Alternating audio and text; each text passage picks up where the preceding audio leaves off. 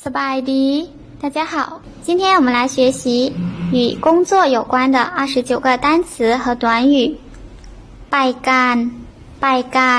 上班แจ้งบัตร打卡เปิดคอม开电脑เพื่อนร่วมงาน同事หัวหน้า老板เขียนอีเมล写邮件กวดเบิ่งอีเมล查看邮件ส่งอีเมล发邮件โทร打电话รับสาย接电话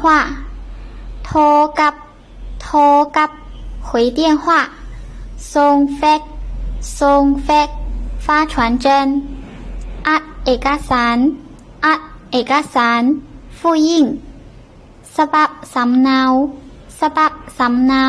复印件จัดเอกสาร整理文件ยิบเป็นแรม装订พิมพ์ดีด打字แต้มแผนภาพ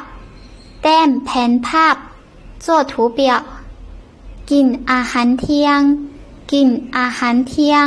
吃午饭รับเงินเดือน领工资ใบบันทึกเงินเดือน工资条ห้องประชุม会议室เปิดกล่องประชุม开会กาวคำหิน发言พบลูกค้า见客户เจรจา谈判เซ็นสัญญา签约เพิ่มมงเฮ็ดเวียก加班เลิกการ好，那么今天的分享就到这里，我们下次再见，พบกันใหม่